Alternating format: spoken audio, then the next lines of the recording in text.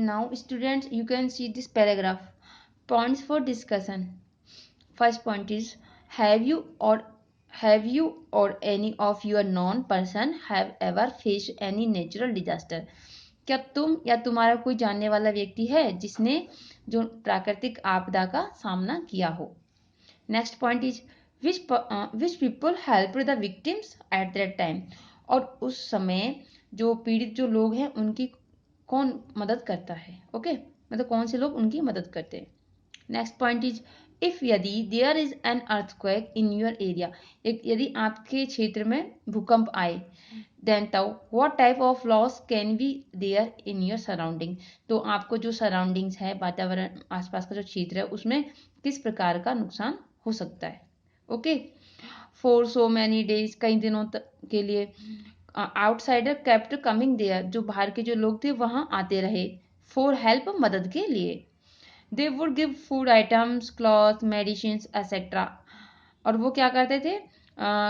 Food item, कपड़े और जो मेडिसिन है वो देते थे। किसके लिए? To the victims of earthquake, जो भूकंप से पीड़ित जो लोग थे उनके लिए। Some people could get these items while others could not, और कुछ लोग तो उनको प्राप्त कर लेते थे लेकिन कुछ नहीं कर पाते थे।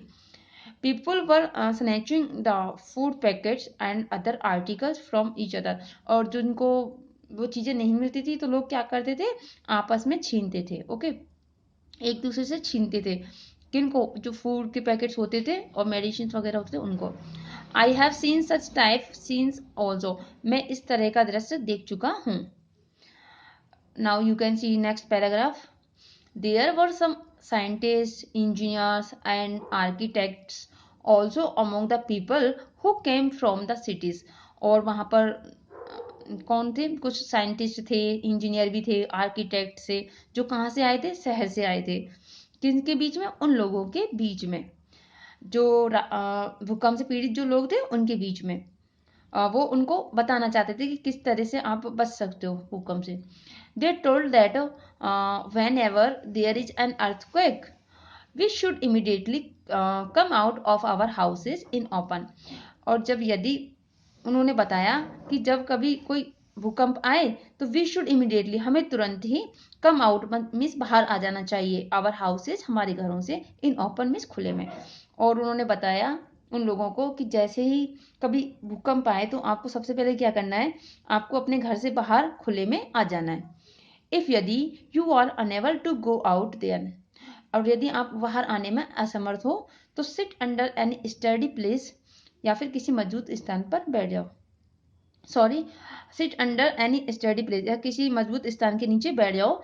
लाइक अ स्टडी टेबल, जैसे कि कोई मजबूत टेबल है, एक्सेट्रा इत्यादि। तो उन्होंने बताया कि यदि आप घर से बाहर नहीं निकल पाओ भूकंप के आए उस टाइम, तो कोई भी मजबूत टेबल है उसके नीचे आप बैठ सकते हो उससे बचने के लिए। अनटिल, तब तक, the vibration of the earth stop, और आपको जब तक, कब तक रहना है वहां पर? जो अर्थ का जो वाइब्रेशन है, कंपन है, वो बंद नहीं हो जाए तब तक रहना है। They show some designs of earthquake resistant houses and ask people to construct house according to that design.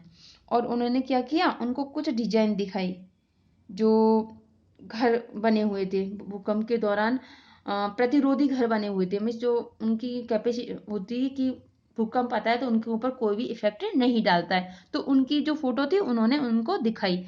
And ask people, और लोगों से पूछा, टू कंस्ट्रक्ट, बनाने के लिए, houses according to that design, कि उस डिजाइन के घर बनाने के लिए उन्होंने लोगों से पूछा। Okay, now students turn page. Intensity of an earthquake, it's means भूकंप की तीव्रता। Through the intensity of an earthquake we can know that how much loss will be there due to an earthquake.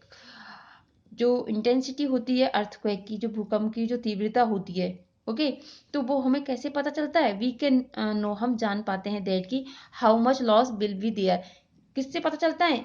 कि जहां पर भूकंप आता है वहां कितना नुकसान होता है, उसके अकॉर्डिंग ही पता चलता है।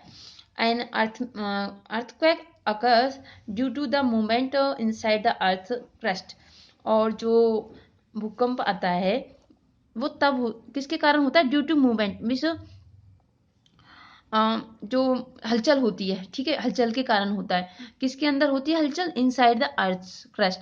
जो अर्थ की जो पपड़ी है, क्रस्ट मीन्स होता है पपड़ी, जो पृथ्वी की जो पपड़ी होती है उसमें कुछ मूवमेंट होता है, उससे पता चलता है। These movements starts from one point and spread the like waves of water. और ये जो हलचल होती है वो एक ही पॉइंट से शुरू होती है और पूरे उसमें एंड स्प्रेड फैल जाती है लाइक वेव्स ऑफ वाटर, जिससे पानी की जो तरंगे होती हैं उसकी तरह, सॉरी, पानी की जो लहरें होती हैं उसकी तरह वो पूरे एरिया में फैल जाती है। This point is called the centre of earthquake. इस जो यह पॉइंट होता है जहाँ से भूकंप आना शुरू होता है, मीन्स ओके, तो इसको क्या कहा जाता है? Centre of earthquake. उसको सेंटर ऑफ अर्थक्वेक कहा जाता है, मीन्स भूकंप का केंद्र कहा जाता है। The intensity of an earthquake is measured on a Richter scale. और जो भूकंप की जो तीव्रता होती है वो किससे मापी जाती है? रिक्टर स्केल से मापी जाती है। Okay, when the intensity of an earthquake is more than 5 then the buildings can collapse, and when it is less than 5 then we will feel the vibration only. और जब भूकंप की जो तीव्रता है वो 5 से अधिक हो जाती है तो जो बिल्डिंग होती है वो गिरना शुरू हो जाती है, मतलब बिल्डिंग जो होती है वो ढहने लग जाती है। ओके, एंड और वैन जब इट इज लेस देन 5 और ये इसकी जो तीव्रता 5 से कम होती है तो we will feel the vibration only.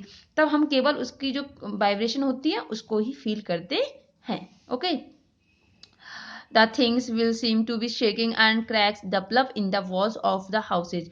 और ये जो थिंग्स होती है, ओके, जो विल सीम मतलब प्रतीत होती है, कैसी प्रतीत होती है? टू बी शेकिंग एंड मतलब हिलती हुई दिखती है। जब भी भूकंप आता है तो हमें पहले सबसे पहले क्या होता है? जो भी चीजें होती है वो हिलती हुई दिखाई देती हैं। एंड क्रैक्स और दरारें पड़ जाती हैं। किसके अंदर पड़ जाती है दरारें? Develop in the walls of the houses. जो घर की जो दीवारें होती है उनके बीच उनमें दरारें पड़ जाती हैं। An earthquake resistant house can tolerate an earthquake of 7 Richter intensity. और जो एक भूकंप प्रतिरोधी जो घर होता है वो कम से कम टॉलरेट, उसमें सहन करने की क्षमता होती है, भूकंप को सहन करने की क्षमता होती है। कितनी होती है? 7 रिक्टर इंटेंसिटी, मतलब 7 जो होती है उसकी हाईएस्ट होती है कि वो 7 तक उसके घर के ऊपर कोई भी प्रभाव नहीं पड़ता है। क्यों पड़ता है? क्योंकि वो भूकंप रोधी होता है, इस वजह से। Okay, now students looks this paragraph. Destruction due to flood. बाढ़ के दौरान तबाही, मीन्स जब बाढ़ आती है तब क्या क्या नुकसान होता है। Okay, it was rainy season. यह वर्षा ऋतु का मौसम था। It was raining intermediate so it was rainy season. यह वर्षा ऋतु का मौसम था। It was raining intermittently since morning. और यह सुबह से रुक रुक कर बरसात हो रही थी। Okay, the meteorological department had given a warning of heavy rainfall. और जो मेट्रोलॉजिकल जो डिपार्टमेंट है उसने भारी बरसात होने की चेतावनी दे चुका था। There was heavy rain in till the evening, कि वहां पर शाम तक भारी बरसात होने वाली थी। Very high speed winds started blowing along with frequent lightning। और जो तेज चलने वाली जो हवाएं है स्टार्टेड शुरू हो गई थी। ब्लोइंग मीन्स बहना, मीन्स तेज गति से चलने वाली हवाएं शुरू हो गई थी। अलोंग विथ किसके साथ में? फ्रेक्वेंट लाइटनिंग। मतलब आपको पता है जब भी बरसात आती है तो आकाश में एक लाइट जलती है, उसको बोलते हैं आकाशीय बिजली। ओके, तो जो तेज तेज हवा चलने लगी तो किसके साथ में? लाइटनिंग के साथ, मतलब बिजली के साथ। all the people were in their houses only। और जो लोग थे वो अपने घरों में थे। there was a power failure and it was dark everywhere। और क्या हुआ था? जो बिजली थी वो चली गई थी, मीन्स असफल हो गई थी। And it was dark everywhere, और प्रत्येक जगह अंधेरा हो गया। आपको पता है जब भी बरसात आती है तो लाइट जो होती है पहले उसको काटते हैं। ओके, जब वहां पर तो भारी बरसात हुई तो क्या हुआ, लाइट चली गई थी और प्रत्येक जगह अंधेरा हो गया था। वाटर वॉज सीन एवरीवेयर, और प्रत्येक जगह पानी ही पानी हो गया था। ऑल्दो यद्यपि द रूफ ऑफ माई कच्चा हाउस डज नॉट लीक, जो मेरे कच्चे घर की जो छत है वो कभी लीक नहीं हुई होती है। बट लेकिन दैट डे, उस दिन तो वाटर स्टार्टेड लीकिंग, और लेकिन उस दिन तो जो पानी है वो लीक होना शुरू हो गया था।